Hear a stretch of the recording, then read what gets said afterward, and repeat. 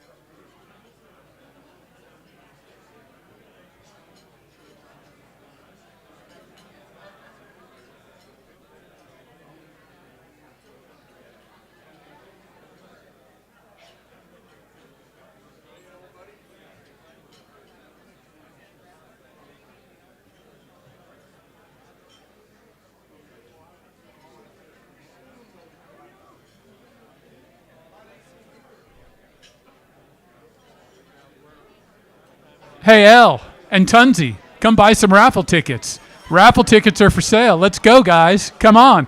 Throw some down. Let's go with some cash.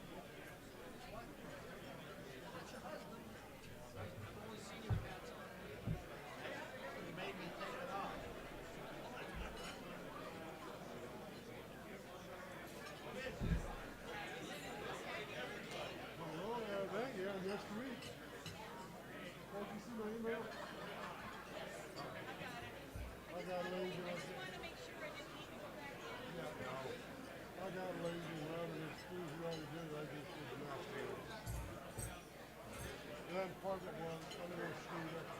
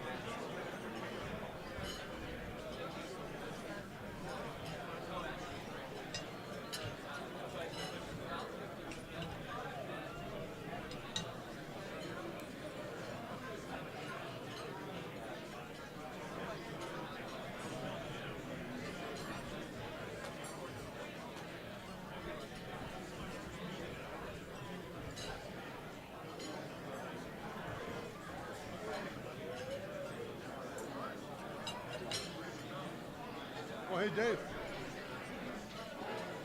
I'll check with Jacob and find out how early we can get in there to set up Saturday.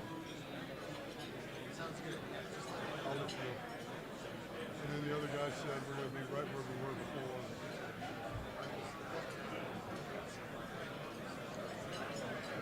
Yeah. I got to be easy to find. I think it'll be up front somewhere.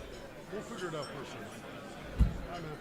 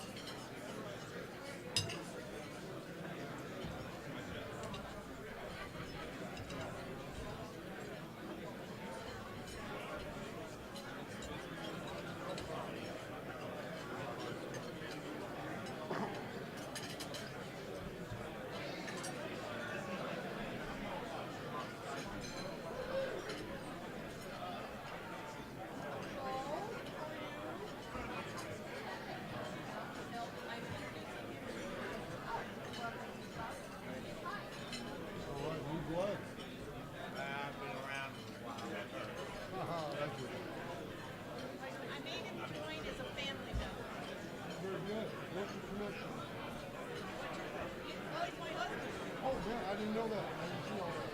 I got it. You've been here a long time then? Huh. Oh. Oh, yeah.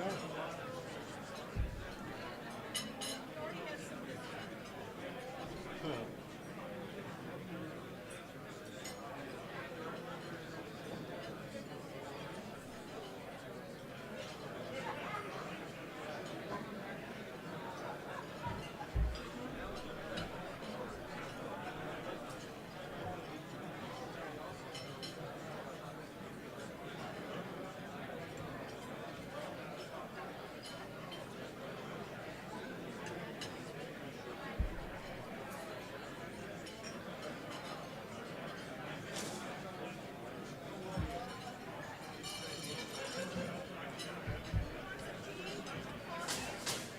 I'm good, thank you.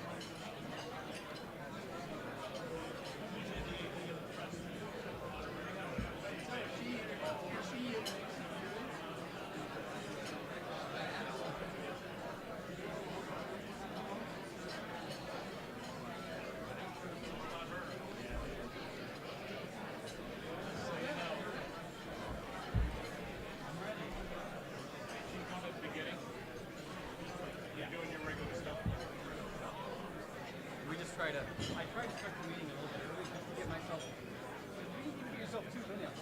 What's that? Even if you get yourself 2 minutes, by starting a little bit early, you never know which day who's going to go on for 4 minutes or 60 seconds, right?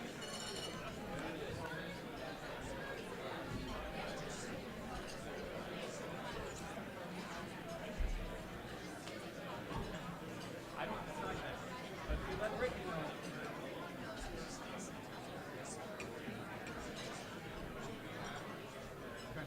Yeah. I do say how many more. But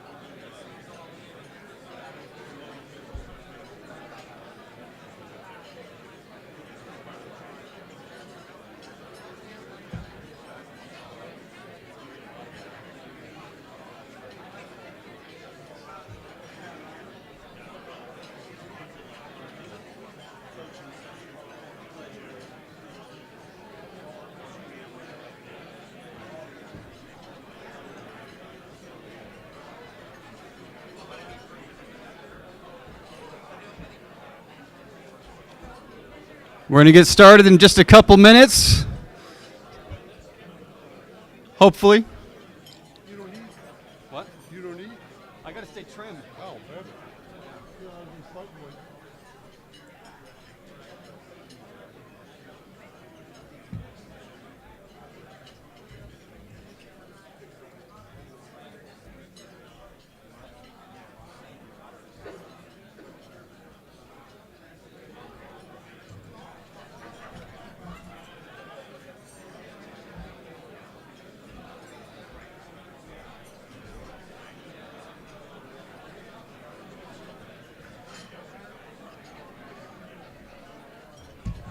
What happened to our U of A lady? She's right here. She what? She's right here. Oh, bingo. She's quick. You said her name and boom, just appears. I know.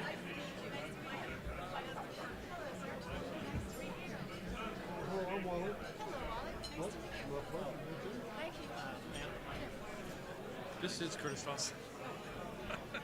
So they say. This is Curtis Dawson, president of the club. Thank you so much for being here.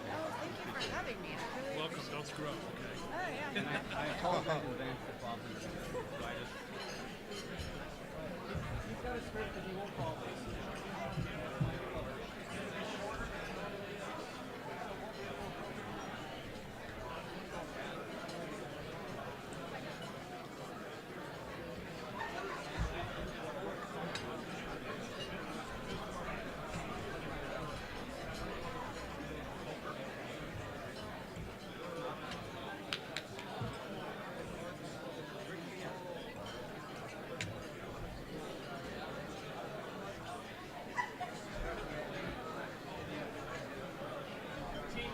Why is the bell over here? I don't know.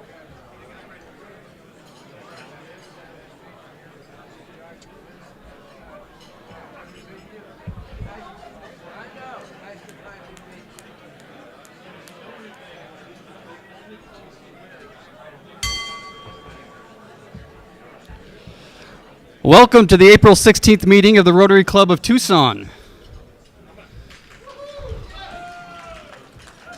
Thank you, Mike. Appreciate that. Well done, well done. For all of you that got the memo about wearing red, great. Come on, Ricky. There's a little bit of red. I'll give you that. A little bit of red. She doesn't have to. She's a guest. She's got red. Yeah. My shoes. They go Arizona. Are we ready to get started? See? See, I would like to welcome up Jake Blumenthal, who joined our club October 10th, 2024. He's finance, wealth management, Meridian Wealth Management. He went to that college up north. No, not that one. Not that one. Northern Arizona University, which is just fine. And he's going to do our pledge and song.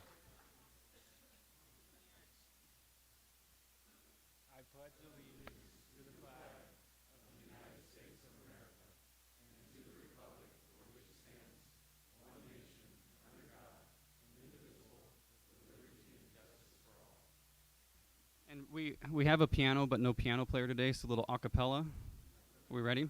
It's going to be America the Beautiful.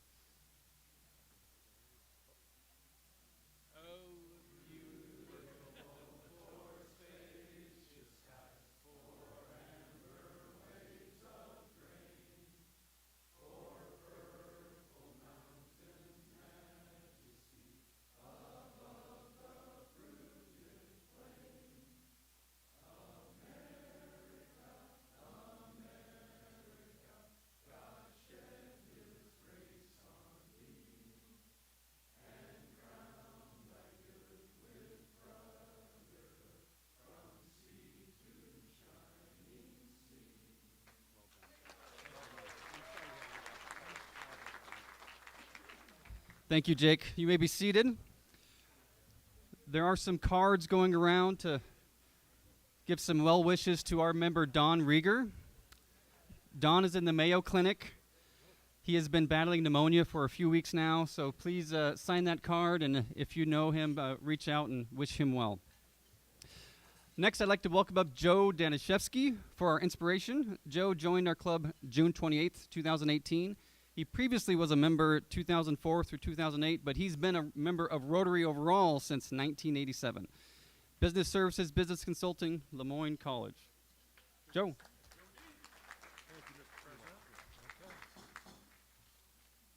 Okay, how do we leave a legacy? Treasure? How about time?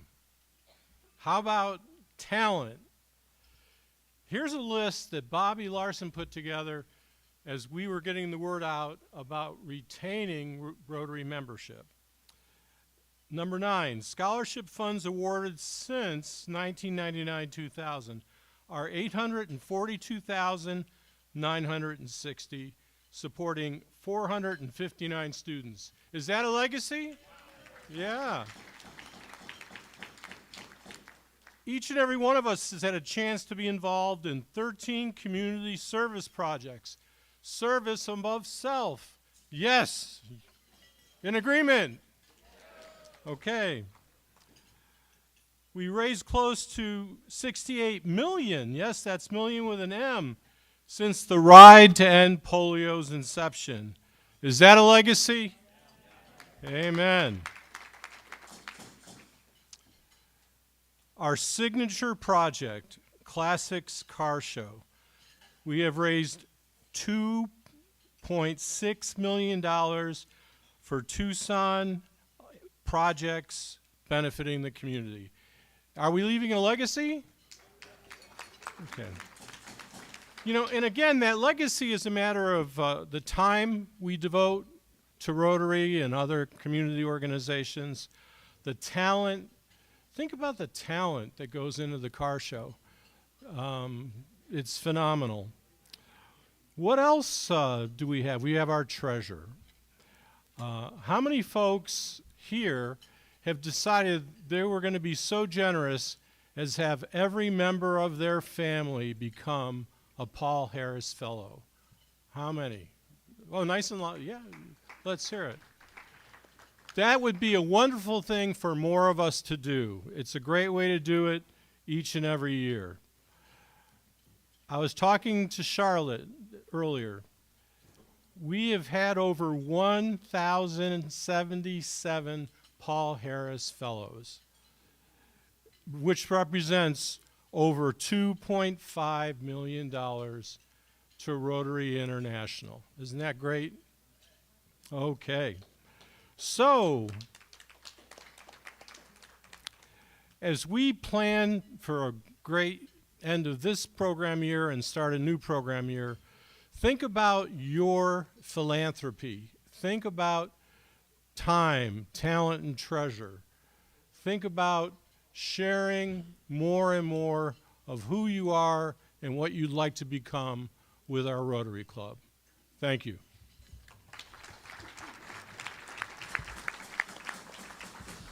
Thank you, Joe. I'm going to wish I had more time after that. Oh, poor Joe. Brittany, do we have an event coming up, Brittany? Not only do we have an event coming up, we have the event coming up. Could you tell us a little bit about that? We would like all of you to come on April 30th to the Mountain Oyster Club. Now, folks, this is a special event. We're going to celebrate the work that we do, and it's an elevated event. So we want you to come and enjoy a really lovely night with us. We'll have a live musician there.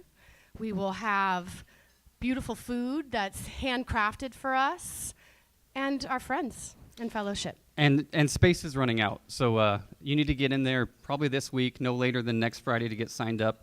Otherwise, there won't be a spot for you, and that would be sad. Yeah, and if you have dancing shoes, go get them, dust them off. I won't be doing Pull that. out that outfit you haven't seen in a while, and come have fun with us. Thank you so much. It's going to be a blast. Encourage you to sign up. Yes, I will be there, but even better, my wife Sasha will be there, so that should be enough for you to want to come.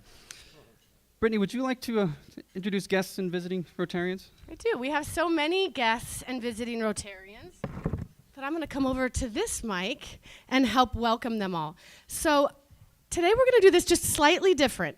There are over 35 guests with us today. Isn't that exciting? And it's because, Desiree, you're here, and it's because the U of A, because we love the U of A. So I am going to read everyone's names, but I'm going to do it quickly. I'm going to ask our guests to stand up, if you'd like to stand up, and all of us that are members, celebrate them with me and clap for them as I read their names, okay? At the end, so clap at the end. So, visiting guests, please stand up if you're comfortable. Okay, we have Jaden Bowling, Kevin Boyle, John Decker, John Delaney, Chad Dreiger, Tim Fleischman, Nick Franks, Michael Grimes, Brandy Grindstaff, Kimberly Gutierrez, Scott Jones, Carson Keegan, David Lopez, Elijah McVeigh, John Mueller, Connie Murphy, Dr. Chris Olsen-Garwell, Andrew O'Sullivan, Mickey Pennington, Chris Reese, Tom Robertson, Alex Rodriguez, Ken Sadler, Jim Sackerson, Dave Silver, Tony Sims, Dominic Smith, John Kaiser, Michael Vasquez, Margie Vaughn, Noreen Wang, Dr. Williams, or Noreen Wong, sorry, John Kearney, Gina Valencia, Alexia Patino, and if there's anyone I didn't mention, we're so glad that you're here. Let's celebrate. Let's celebrate our guests. Thank you. Thank you for coming today. I hope that you join us and you continue your legacy. I love to be a member, and so please talk to me more about what it's like to make an impact in this club. Wow, I'm so humbled. I thought everyone was here for me, Brittany. I'm confused. But the moment we've all been waiting for, I would like to welcome up the person that's going to introduce our program. We've been waiting for you, Bob. Bob Logan joined our club April 6, 2008. Education, University Development, University of Arizona, College of Science. You're retired? Yeah, sort of. Sort of. Went to NAU and U of A, Rotary Club of Tucson, the Reign of Terror. He was the president 2019, 2020. Bob? Is that it? Do you want me to keep going? No, that's okay. good. That's good. That's good. Thank you, President Curtis. I appreciate it. I know. And thanks for wearing red, including Ricky wearing the pale blue. That was really good. Now, I'm not going to give a consensus Hall of Fame member any shit about not wearing red, but that's okay, all right? No big deal. Desiree, I don't know how much you know about Rotary, but you go to a lot of Rotary clubs. There are 34,000 Rotary clubs in the world. We're the largest Rotary club in Arizona. We're in about the top 50 of Rotary clubs in the world. So we're so happy to have you. We have a real tradition. We have a long history of having U of A athletic leadership speak to our group. So Desiree, thank you for coming today. We appreciate it. And the background, Desiree Reed-Francois was named Vice President and Director of Athletics in the University of Arizona in 2024. She's the first female athletic director not only at the University of Arizona, but also in the history of the Big 12 Conference.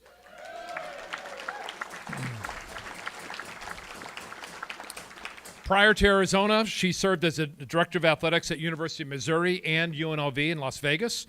It's clear that she came in the midst of a financial crisis. True or false? Yeah. But this is something Desiree is used to. From a fundraising standpoint, at her last 2 stops, she secured the largest gifts in history, $8 million at UNLV and $62 million at University of Missouri. So congrats on that. I'm only going to suggest that you keep it going here, okay? She facilitated over $70 million in capital improvements at UNLV. At Missouri, she moved Missouri's budget back into the black for the first time in 6 years. She has consistently prioritized the student-athlete experience, and if you talk to her, that's all she talks about. She has a tremendous track record in hiring head coaches, many of whom became Conference Coaches of the Year. And finally, in 23-24, she was named the NACDA, which is the overseeing body for athletic directors, the Athletic Director of the Year nationally. Desiree and her husband Josh are proud parents of Arizona men's basketball student athlete Jackson Francois, and we would like to give a warm Rotary welcome to the Athletic Director Desiree Reed-Francois.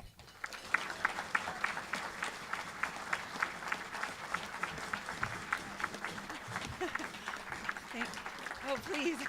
Thank you. Wow. Thank you. Thank you very much. That was a really kind introduction. Thank you for standing. I am truly humbled. I'm pretty sure you were standing because Ricky Hunley started standing first. And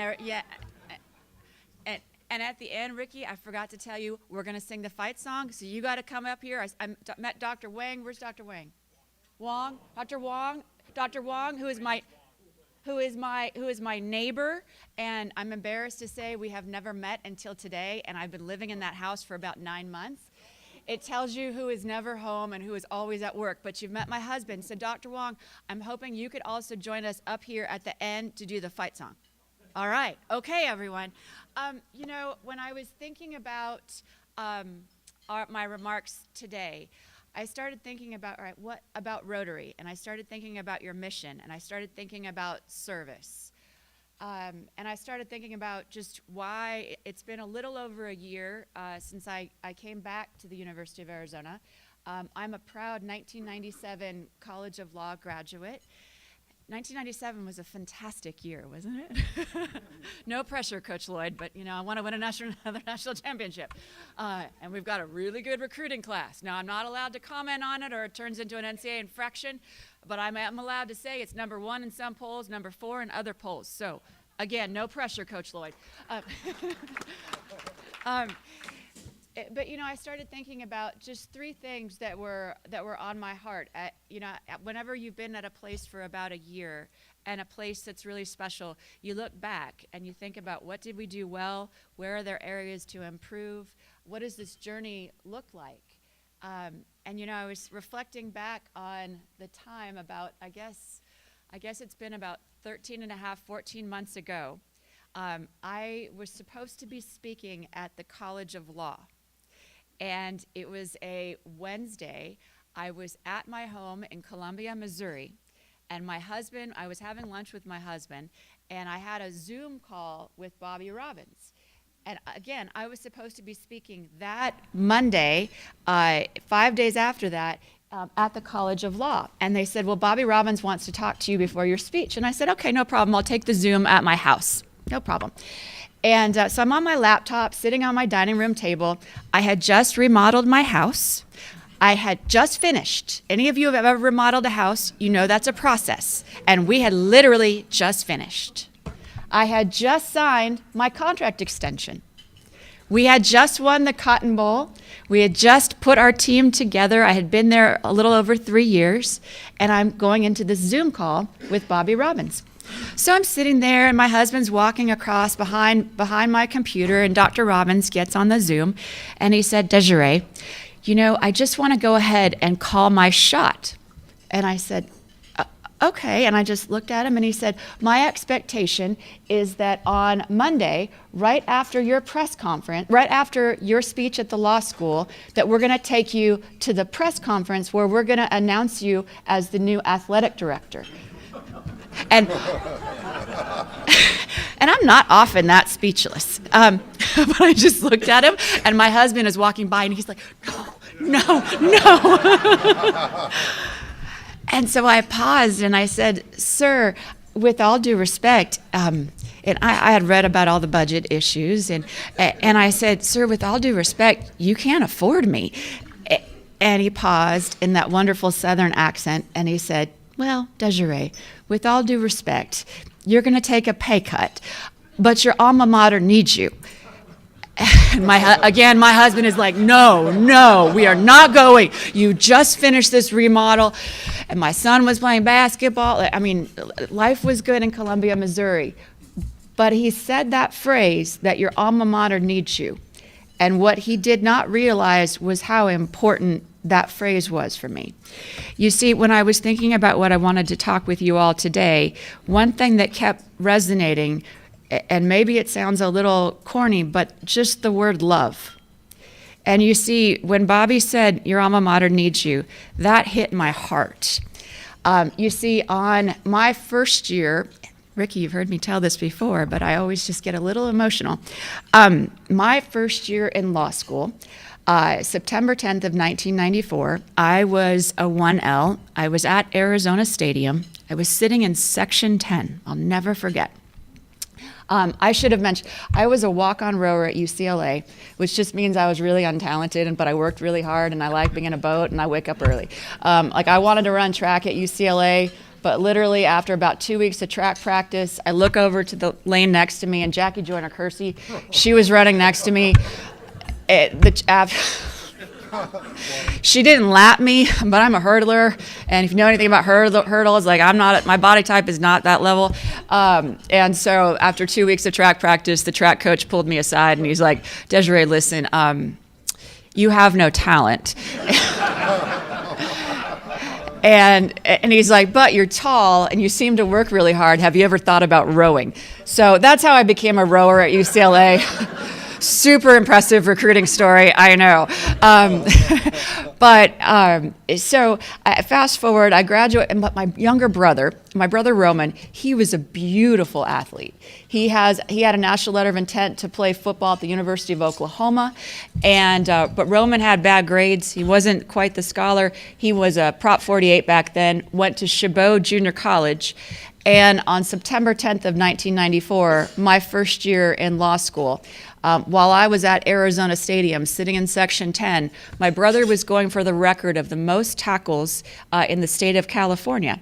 And as he wrapped up his running back, and as he's falling to the ground, someone from the right was also falling to the ground and crashed into his helmet, snapped his neck, and in that moment, Roman became a quadriplegic.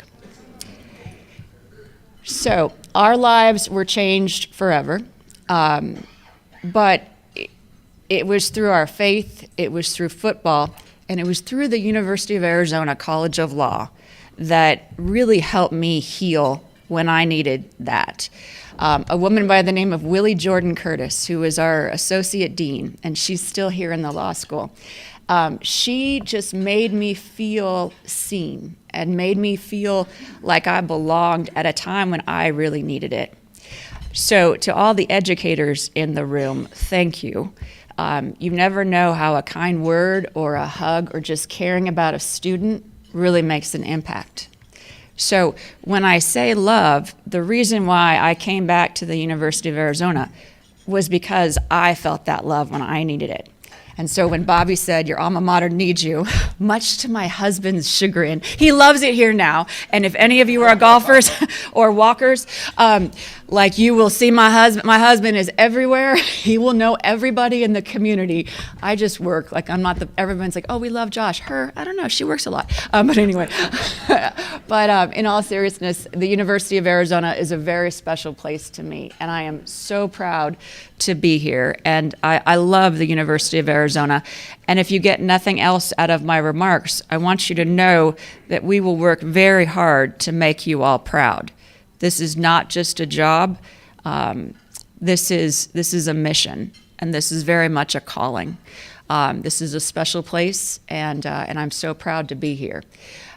We are at a transformative time in college sports history right now. You may have read about NIL. You may have read about the House case. You guys all familiar with the House case? A little bit? No? All right. I'll give you the Cliff Notes version. But basically, Grant House, who was ironically a men's swimmer up at that school up north, and he sued the NCAA and all the like the Power 5 conferences. And he said, I should have been getting paid for my name, image, and likeness. And I should get all the back damages from all of the television contracts. That's a big amount of money. And so what happened was the A5, it's 5 under the settlement because the Pac-12 is included. So the Big 12, the Southeastern Conference, the ACC, the Big 10, and the Pac-12 all entered into a settlement agreement. That settlement agreement is in the Ninth Circuit. It is in front of Judge Wilkins. The third hearing was held on April 7th. And literally any day, we are hoping that she is going to finally approve the settlement. Now, as part of the settlement, we now share revenue with student athletes to the tune of $20.5 million. Now, and this is an unfunded mandate. I think some folks think that, oh, we get $20 million from the NCAA. Not so much, no. We have to find it. And we will, and we have, and we are all in on revenue share. And the reason why we are all in on revenue share, and I know this is different, like those of us that grew up in like 1997 and we remember like Coach Olson, and I see the scowl on your face, ma'am, I feel you sometimes too, but we have got to be all in at the University of Arizona.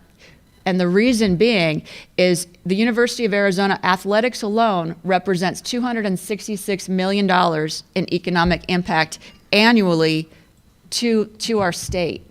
Like when we are successful, our community is successful, and we have got to compete at the highest level. And now, in order to compete at the highest level, I mean, no disrespect to my colleagues in the Pac-12, but when you look at what happened to Washington State and to Oregon State, their entire universities are forever changed because they are no longer playing at the highest level. And please don't tweet that out. That sounds so remarkably disrespectful. After I said it, I was like, okay, that popped out, and that shouldn't. I have a really bad habit of just like, let me share you. But sorry, please don't tweet that one. But in all seriousness, we've got to stay at the highest level. Is there anyone in this room that doesn't want us to compete at the highest level? No. And in order to do it, this is what we've got to do. And so when we first got here, we inherited about a $34 million deficit. You may have seen that. And so what we did was we had a company called Ernst & Young, and Ernst & Young was here before I got here, so I don't want you to think I'm taking credit for that. But what Ernst & Young did was they evaluated all of our revenue streams, all of our expense streams, and they made some recommendations. They said you need to go rebuild about 12 of your units within the athletic department, and I mean, just across the board. And we have rebuilt about 11 of those 12 so far. And we're working on the 12th under Mike Smith's leadership. Mike is our new Chief Development Officer. And we had to build a strong enterprise. We had to do that because in order for us to be able to provide for our 504 student athletes, and importantly, galvanize our community. there's something so incredibly special. And I should have started off by saying thank you to those of you that are wearing the brand, that are wearing the colors. And I'm totally embarrassed that I'm not wearing a red suit. Like I rock red suits all the time, and you called me out on it. And like literally I changed outfits like 3 times today. And I had a red suit in the rotation, and once you said that, you called me out, I'm like, gosh, I should have worn the red suit. Yeah, thank you. You've totally embarrassed me, but that's cool. No, I'm totally kidding. Hey, Mike Smith, you heard that. Yeah. I just have another event tonight up in Phoenix, and I was like, that's going to be a little hot. Anyway, I digress.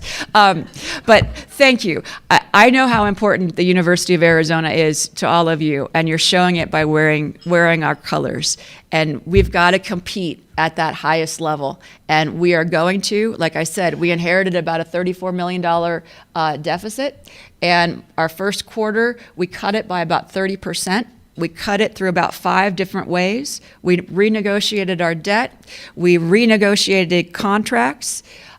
We got more money through ticket sales. Our conference distribution increased.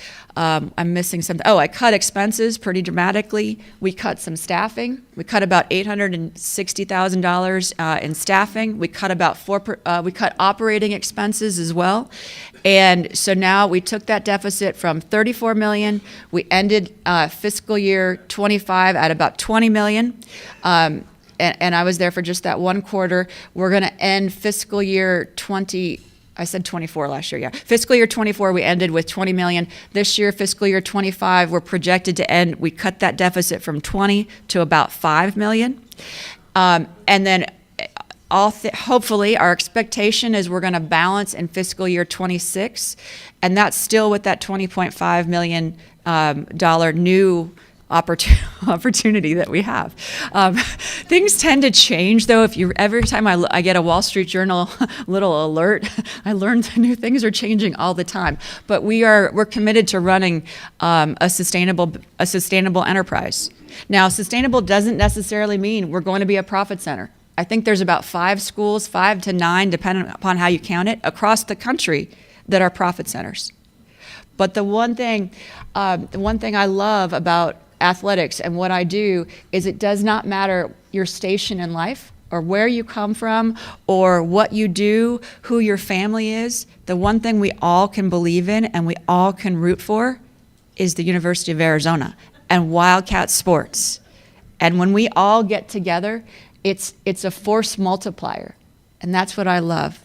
And yes, there are challenges, but what I love more than anything is the student athletes. You know, day before yesterday, I had a meeting from like 7 a.m. to about 10 a.m. on this house settlement implementation. And it's all the business side and sort of the ugly side of what we're doing. And I was like, oh my God, what are we doing? And I was like, gosh, things have changed. And I was like having a little self-pity party. I was like, all right, whatever. And I'm kind of embarrassed even telling you this, but again, this is part of my verbal diarrhea sometimes. But and then all of a sudden, I had a young man at 10 o'clock come in. His name is Colton Smith. And Colton plays tennis for us. And he is number 1 in the country. And he was we were having an interview. He's up for this award. And so I had a 30-minute block. And I started listening to Colton, and I was like, Colton, tell me about your 4 years here at the University of Arizona. And he went to Indian Wells and played tennis and just crushed it. And everybody was after him to turn pro after Indian Wells. And men's tennis is not one that is sharing in revenue. Like, they are not getting massive NIL. Like, he had the opportunity to turn pro right after Indian Wells and go sign a really sizable contract. And Colton comes from a farm in Washington State.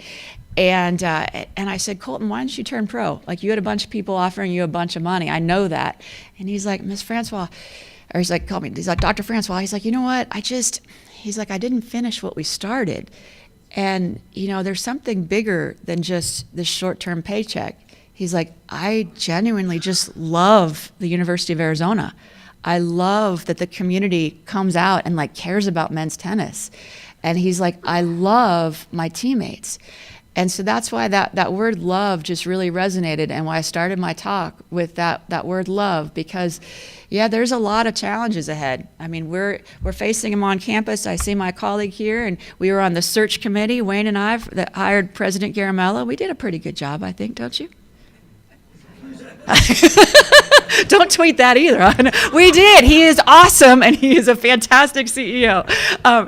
But you know, in the end, yes, there are challenges. Yes, there are going to be those days where you're just kind of scratching your head and you're like, what are we doing here? But then you meet with the Colton Smiths of the world, and you meet with the Genesis Smiths of the world. And Genesis Smith is a football player. He took his NIL money and he went and hit up donations from other student athletes and created his own 501c3 and created a summer camp for disadvantaged youth here in Tucson. And he buys them backpacks with his NIL money. That's Genesis Smith. Thank you. Yeah, thank you. And there are so many, you read about the statistics, but what you don't see are these young people, and they have these incredible hopes and dreams. And every day we get to come to work, and we have the privilege of being able to just maybe positively impact their life just a little bit. So thank you for the opportunity to talk with you today. Thank you for caring about the Wildcats, and just know that we are going to work incredibly hard to make you proud. So with that, I am happy to answer any question. Yes, sir. Okay, all right, yes, sir. All right. Now, okay, now before we go, now I met Mr. Jim Ronstadt, and he has been a season ticket holder for 60 years, right, Mr. Ronstadt? Yeah, how about that? Can anybody a season ticket holder more than 60 years? All right, well, y'all need to get on it. Oh, boy, okay. How many years, sir? 1970. All right, wait. Do the math. No, that's 50. That's 50. Yeah,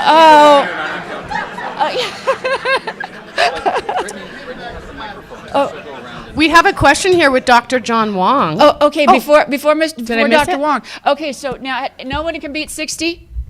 No, all right. Mike, we got to get Mr. Ronstadt, and we're going to send you a package. So thank you very much for supporting the Wildcats for all those years. We really appreciate you. How about that? That's awesome. So did you see Ricky Hundley play? Yes. Was he any good? Yes. He just recently got inducted into the Arizona Hall of Fame. How about that, Ricky Hundley? This gentleman had a question first. Yes, sir. Thank you for being here, first of all. Thank you. Secondly, I wonder if you could comment a little bit about where the NIL money comes from, and how do you compete with the big powerhouses in the country on NIL? The transfer portal is driving us all nuts. Okay, so here's the good thing about this.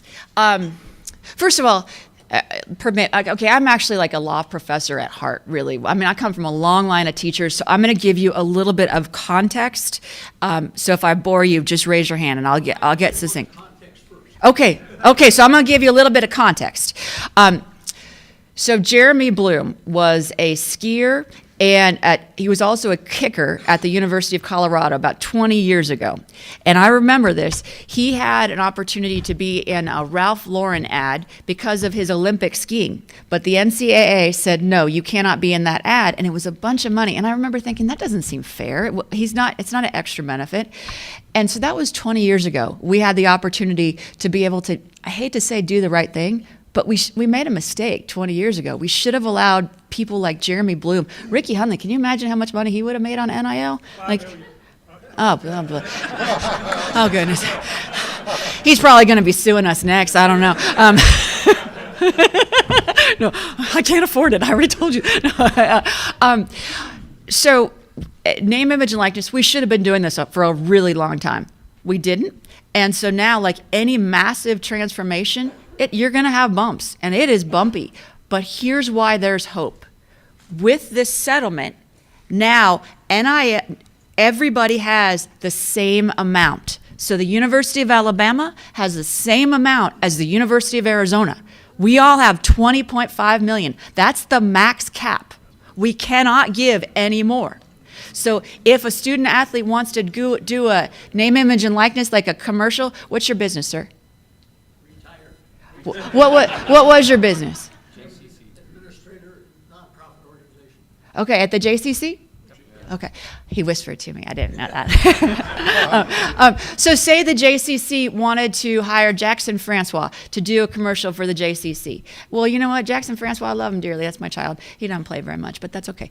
And so you wanted to hire Jackson Francois, and, you know, maybe it is $100 for Jackson Francois, and that is a legitimate fair market value, a legitimate purpose, and you're going to put him in a commercial for the JCC. Well, now that goes into a clearinghouse, and the clearinghouse is run by Deloitte, and all of this fake NIL, we're trying to eradicate it, because that is not real NIL. That is player acquisition, because there is no draft in college sports.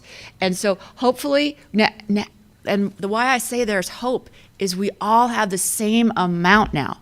We all have a $20.5 million cap.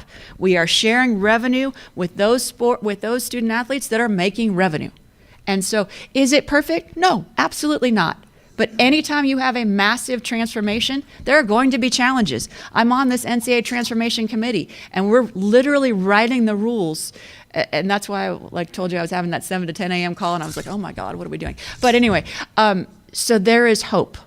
Does that make sense? Does the NIL go away once this revenue sharing is in? Essentially, well, the fake NIL is going away.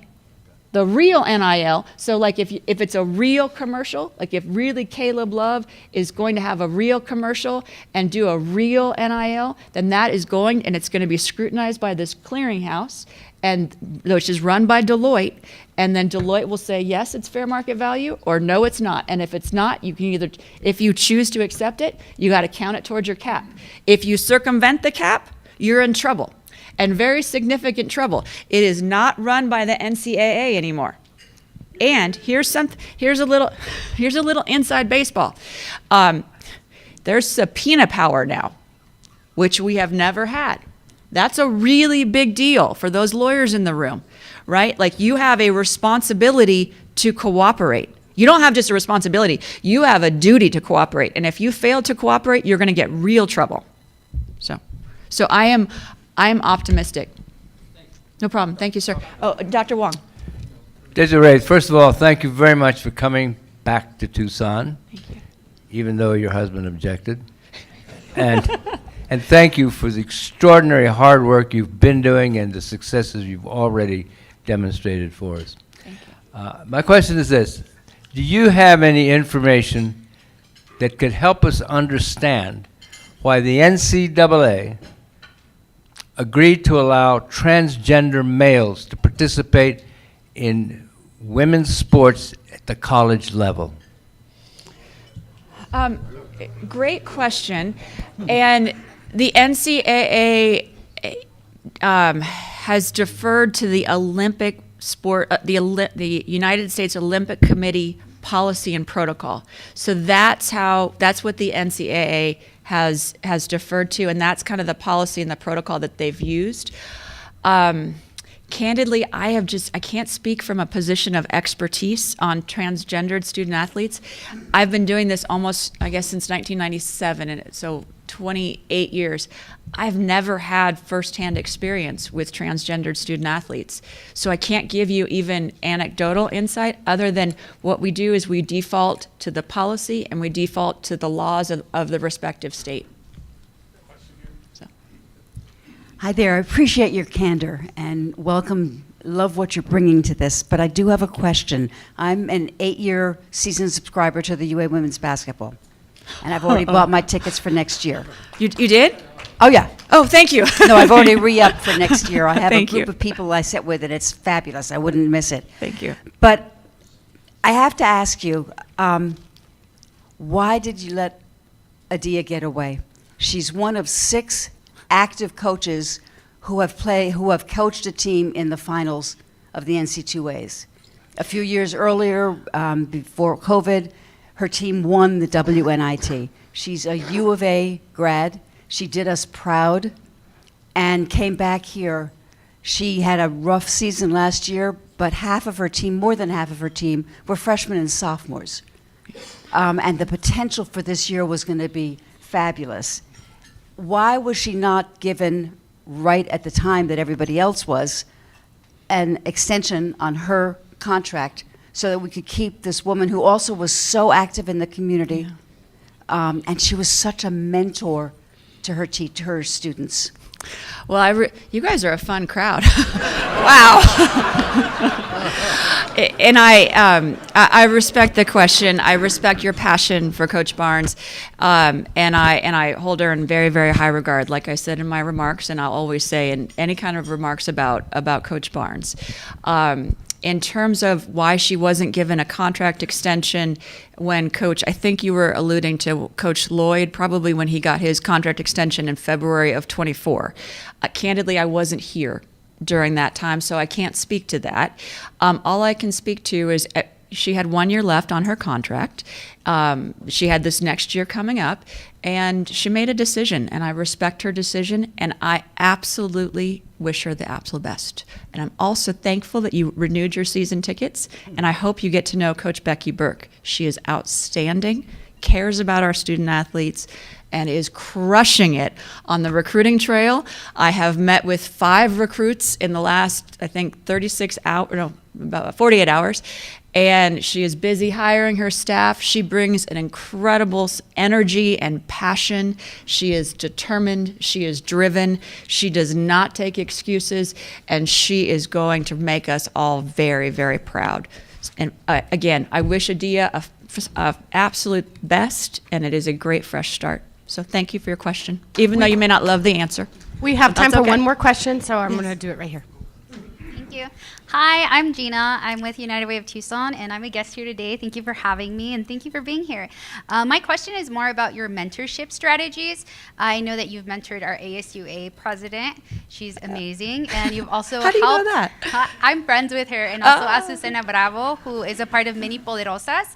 And so these groups are really bringing our littles in the Tucson community, underserved girls, into places like the University of Arizona, and you've truly spearheaded that and shown them a different world. So what kind of is your strategy in terms of mentorship and away from basketball a little bit in improving our community and these spaces for our young girls and our boys? Thank you. Oh, the Mini Ponderosas, you mentioned them. I love them so much. They are so incredible. I met them. I was speaking to I can't even remember who I was speaking to, but I met the woman who runs the Mini Ponderosas, and Azucena, yes, and where was I speaking? I can't remember. And I met Azucena, and we started talking about the minis, and they are young ladies from 8 to 14. And so I said, would you want to go on a tour of the U of A? And so they came, and they sat with me in my office on Saturday. And these young ladies, they have a wonderful, anybody know 8 to 14-year-old girls? Yeah. They've got this, and maybe boys too, but little girls, they have this wonderful, healthy skepticism. And I know they were like looking at me like, what can you teach us? And I was candidly, I was thinking, what am I going to teach you guys? I was feeling like woefully underprepared and very boring when they came. But so then one of them, I said, well, tell me about you. And then I said, what is one special fact? We all went around the room, and I said, what is one special fact about you that no one in this room knows? And so one young lady said, well, I can do a back bend. And I said, well, that's fantastic. And she's like, can you do a back bend? And I was like, oh my gosh. And then they're all like, do a back bend, do a back bend. So I did a back bend, and oh my God, my back was killing me for like a week. But we did the back bend, and from that back bend, we all just kind of formed this wonderful relationship. And so now, and they're actually going to be, and so we every like couple months we get together, and we had a holiday party, and they are incredible. And I love your question was about mentoring, and again, I'm a teacher at heart. I come from a long line of teachers, and that's the best part of what we do. We took them over to our soccer team, and they had dinner with our soccer ladies. and seeing their or hearing their conversations, it was just those moments that like fill your heart with pride. So in addition to the mini Ponderosas, who I absolutely just cherish, we try, every student athlete does 5 hours of community service. It's something new that we implemented this past year. We do roughly 4,000, I think we did 4,480 hours of community service. It's critically important. We do 2 activities as a department, one in the spring and one in the fall, as a full athletic department. But we have to be out in the community. It's and you asked about mentoring. One thing that we also do is we do an assistant coaches academy, and we bring in all of our assistant coaches, and we have we do a leadership academy in the fall, and then an assistant coaches academy in the spring, and I could go on and on and on. I love this, like I nerd out on this, and it's just we work in higher education, and yes, we now have this $20.5 million revenue share reality, but we also, what hasn't changed is that we are educating young people, we are mentoring young people, and the best coaches do exactly that. They build culture where student athletes don't want to leave, where student athletes want to be a part of something bigger than themselves. That's what great coaches do, and that will never change. In terms of what we're going to do in the community, like I mentioned, we're all doing, every team does 2 community service projects per semester. We do 1 per semester as a department, and then every student athlete does 5. And I'm gonna just end on the 50. I talk to a lot of recruits, whether it's women's basketball, football, baseball, soccer. And I tell them, I can never make you a better football player. I may talk cover 2 with you, but I don't really know what I'm talking about. What I genuinely love, though, and we have great people that are going to help you academically, but I'll take an NFL player. So you graduate at 22, and then you say you go to the NFL. Well, that's 4.3 years. So that takes you to 26. If your average life expectancy is 76.6 years, you have 50 years to impact the world. So I asked them, how do you want to impact the world? What does your 50 look like? I talked to the parents about being a wildcat for life, and what we've implemented now is very intentionally, we want 100% of every single one of our graduates to have a job when they leave the University of Arizona or be enrolled in graduate school, 100%. Because again, that 50, they're going to be an athlete for a big part of their life, but then all of a sudden they're not. And we want to make sure that they're equipped, because there's so much more. Like Ricky Hunley is just not just a football player. Ricky Hunley is this incredible, dynamic person who I'm going to call up here in a few minutes, and we're going to sing the fight song. But I want them to be known as more than just athletes. That's our responsibility, that's our privilege, and that's why my heart is filled with gratitude. So thank you again for having me. All right, come on up. Come on up, Dr. Wong.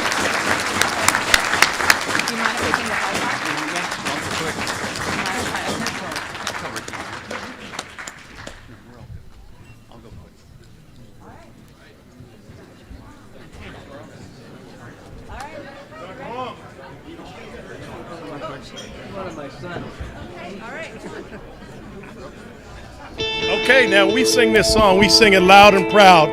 Everybody stand up. Start with the clap. Bear down, Arizona. Bear down, red and blue. Bear down, Arizona. Hit 'em hard, let 'em know. Fight, fight. Bear down, Arizona. Bear down, red and blue. Go, go. Wildcats go! Arizona, bear down! Bear down, go Cats!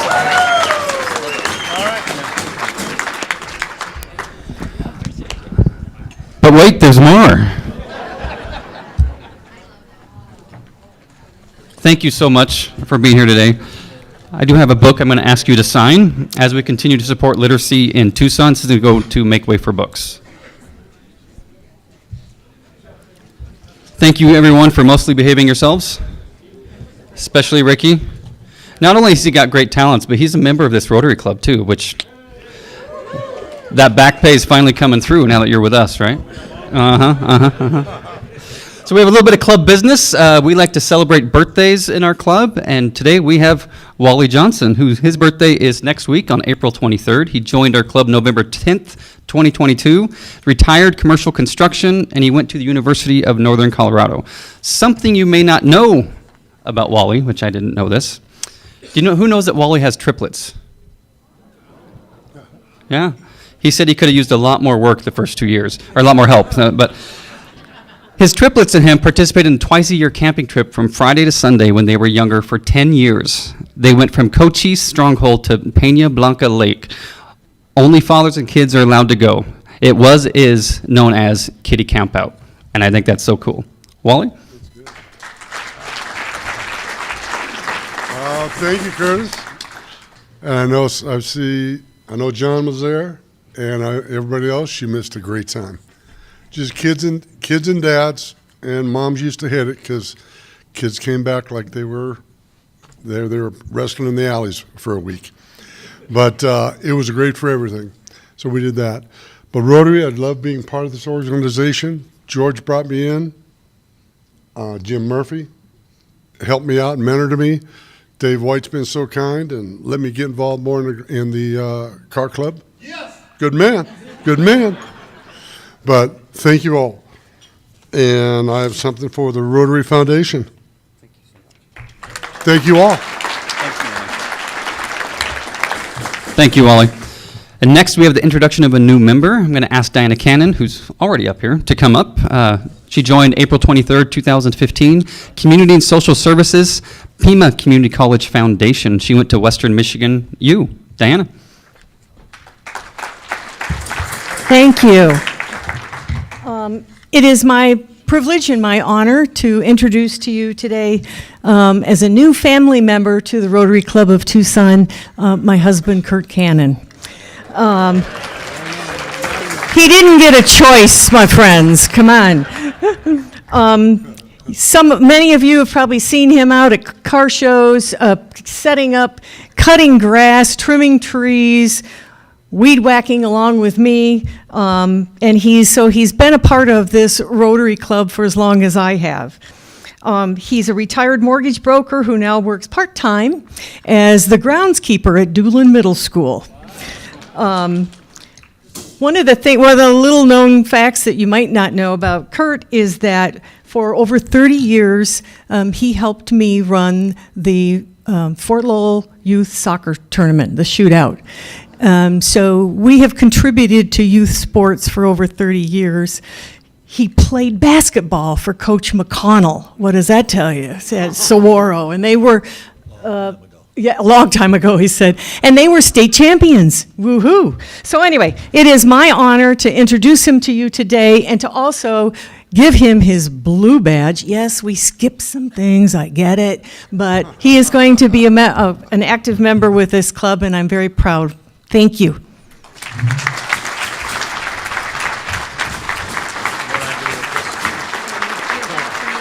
We're proud of you.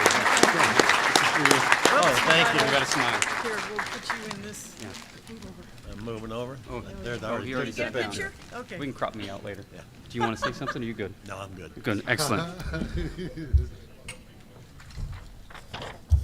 He's Kurt. I'm Curtis. He's a C. I'm a K. We're going to get along just fine. Just fine. We have a few announcements. They are on your table. They get emailed out to you. You have no excuse not to do that. But before I do announcements, I'm going to invite Brittany up because she's over there waiting, and I just skipped a spot. Money, money, money. I think do we have a raffle? I have raffles. Excellent. So the way this works, folks, is each week our club members donate and they buy raffle tickets, and that supports our club. And 25% goes to one of you lucky winners today, which we're going to find. 50% goes to the club, and it grows every week. And the other 25%, it goes into, where does it go, Dorian? The pot. Thank you. I'm just testing you guys. So I'm going to have Desiree pick our lucky winner today. Come on, Desiree. So, yeah, someone's going to win. Do 262381 for me. 26245. Okay, 26. Go ahead and read it. 262245. All right. You are the That's lucky winner of hilarious. $121. So now let's see. All right, he's donating it back to the club. Thank you. Now let's see if you win the big pot, okay? And I'm going to let Desiree pick the card too to see if it is a, let's see if it's a king, a spade. Or clubs. Sorry, did I say spades? Thank you. It's not. It's a queen. It's a queen. Well, she's the queen. That's why. Changing the game in sports. Thank you. Thank you. I literally said before I bought tickets, Eric already bought tickets, so I shouldn't buy any tickets. And there we go. And there you go. There you go. Do we have any fines today, Brittany? No. We have fines, and the reason I'm coming to the microphone is because I'd like to fine you if possible. If I may, what do you think? The YMCA was in the Biz Tucson for a very big deal. It wasn't that big a deal. Whoa! Says the CEO. Well, it is a big deal because they were in the Biz Tucson for. Tell us why. For one of the organizations in the Century Club that's been in Tucson for over 100 years, or 100 years or more. Yeah. What's that worth? What's that donation worth? So Century's 100, so at least a penny a year, something like that. Penny a year. Let's do 10 cents a year. 10 cents a year? 10 cents a year. That makes that easy. I just wanted to see if you guys would help. Really enjoy this process. We're running out of time. We need to move along. I'll commit to $1 a year. Does that work? All right. But I'll do it for every yes. year that we've been here, so since 1914. And we'll have Larry Adamson do the math, because we know he's really good at the math for us today. Will you add a couple zeros on it, Larry? Yeah. Okay, good. And Thank we'll have you. an accountant in the room review his math for sure. So we like to recognize our members by fining them, and that was a beautiful donation, a beautiful fine. You're Thank welcome. you. Thank you. Let's also find my boss, my sergeant in arms boss, who's not here with us today, because why not, right? He's not just my jazz hero. He is the world's jazz hero, because he just won the 2025 Jazz Hero Award. That is super cool. So of course I got like 30 emails about it. And so we're going to go ahead and find him. He is going to donate $50 to the club. Very good. Yeah. So when you see him, tell him he's a hero, okay? Just keep bugging him about it. Mr. Dodge. Sorry he couldn't be here today. Yeah. Thank you, Brittany. Thank you for allowing myself to find myself like the third or fourth time this year. So I need to figure this out. I'm the president, right? What are you going to do? So there are some announcements on your table. They're on the screen right now. A few other announcements. We're going to try to go through them as quickly as possible to make sure we get out here on time. But first, Red Badge member selfies. We have Bob Morkin with Matt Sinclair and Jeannie Zita, Wally Johnson. That's you, Wally. You're up there. Nice. Daryl Burkheimer and with Kent Burbank. Yes, we take pictures with our new members, the Red Badgers. We also have Ken Barker, not Baker, with Brett Stein, and Marcia Crumwitty with Kevin Barker, not Baker. Right? Yeah? Yeah? Sorry, that was an inside joke from before, so if you weren't here. And where is Wilbur?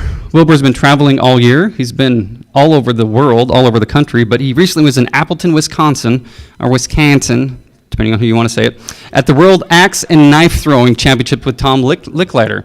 And Tom is actually a really good axe thrower. Yeah. He's kind of a big deal. Just ask him. He will tell you. It was there. And Wilbur also went up north to Scottsdale, the Tour de Scottsdale, with Bob and Maya Morkin to cheer on Matt Blair and Matt Sinclair riding the 63-mile race, and Jim Garrett, Bob Morkin riding the 32-mile race with Bob's daughter. And you could see on the bottom right there that he's spending time with that other character. I don't know about that, but it was all friendly. The police were not called. It was all good. I do know that Bob, because I asked, he did not check their ID, so we don't know if they were even old enough to have that beverage, but you can't really tell what it is. We're all good, all good. Continuing to encourage everyone to donate every Rotarian every year to the annual fund. We're going to talk more about that in a future meeting. Next week is home hospitality. There's not a Wednesday meeting, so make sure you get online and sign up at one of these places to be able to go to someone's home and enjoy some good time and some good food. Also, next week, April 23rd, it is our annual trip to Hotel Congress for happy hour. As we count down, I think there's like 97 more years to go, but we count down the time capsule that we are going to open up. 4 p.m. to 5:30, I will be there. Mr. Urban, you going to join me? Absolutely. Mr. Urban will be here, so that'll be fantastic. Are you waving at me, Jim? Yeah? You're going to put me over time. No, I won't. I just wanted to mention, hopefully most of you know, Cedric Dempsey passed away. And he was the best fine payer during my presidential administration. I got him for about $5,000. Wow. I'm sorry to hear that he passed away, but I am not going to get myself up to $5,000. I do apologize for that. Next, I'm going to invite Matt Blair. We had a membership drive, a Derby of Champions, and he's going to announce our winner.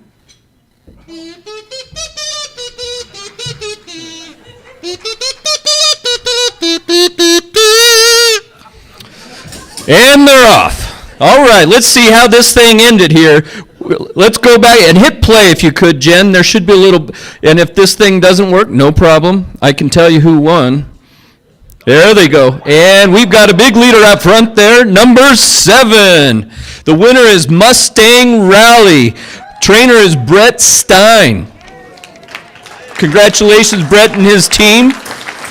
So a couple of notes here. We had 98 guests, 16 new members, and I just want to put a real special thanks out to all of the trainers and, of course, all of you jockeys that were riding.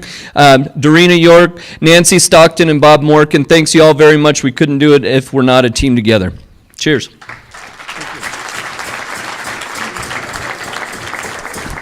Every time you come up with that kazoo, it just gets better and better and better. We may not need the piano anymore. We have a couple Happy Jacksons. First, Bobby Larson. Good afternoon, everybody.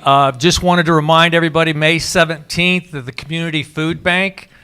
We've had 40 and 50 people there the last 3 times.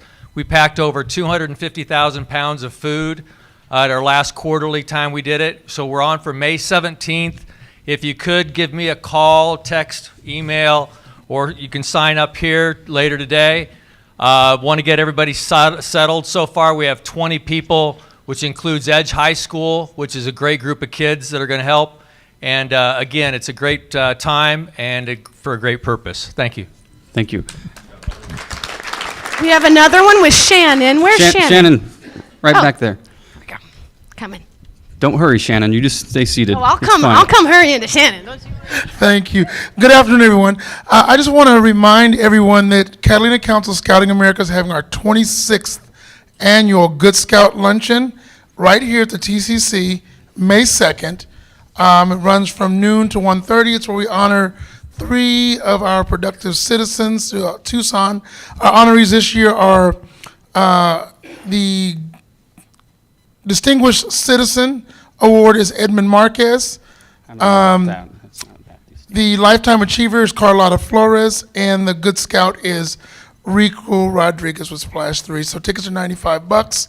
There's still a lot of tables and sponsorship opportunities. Visit us online at catalinacouncil.org and look under the Support Us tab. We'd love to see you.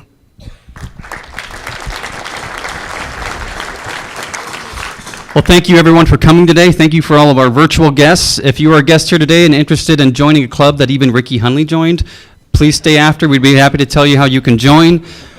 Please donate. Do we have time for one more sneak-in Happy Jackson from the one and only? No? If we don't, I'll back it up. We're already over time, Okay. actually.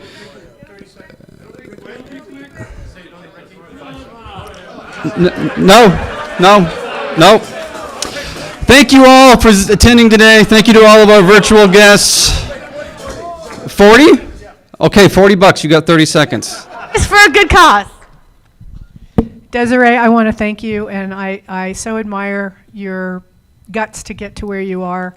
And I'm in charge of the service projects here. We have 13 of them, plus the car show. If you need student athletes to do service projects, we'd love to talk to you. We have lots of opportunities. And I'm paying for that. I couldn't turn down the money, boss. Okay, are we good now? It's 60 now. That was the 41. Hurry up, hurry up. I can't really say no to Ricky. I'm scared of him. 4 o'clock. Saturday, 4 o'clock. That's our showcase. Everybody be there. See the Wildcats on display. The young kids going to tackle. Football? Okay. Football. Saturday, 4 o'clock. Wear your colors. Bring your kids. It's going to be a great time. Should we wear light blue? Excuse me? Yes. In the stadium. Yeah, we In the can't stadium. seat everybody in the indoor, so in the stadium. In the stadium. We want to pack the house. Wear your light blue. Thank you. Okay, I'm going to try to wrap this up. Again, thank you all for coming. Please donate to our U of A and Pima Community College scholarship cups that are on the table as we continue to give scholarships out to students. Thank you so much for coming today. I'm sorry about Ricky's behavior, but I'm sure you're used to it. Happy birthday, Wally. Welcome to the club, Kurt, and congrats on your blue badge. Remember, next week, home hospitality, so sign up on the website and pick a spot to go to. It's going to be so much fun. And 2 weeks from today is the event, and it's going to be at the Mountain Oyster Club. We are going to have a blast. Please sign up. Next meeting here is on May 7th, and now Joe D. is going to help us toast and adjourn. Joe. Let's keep doing good with Rotary.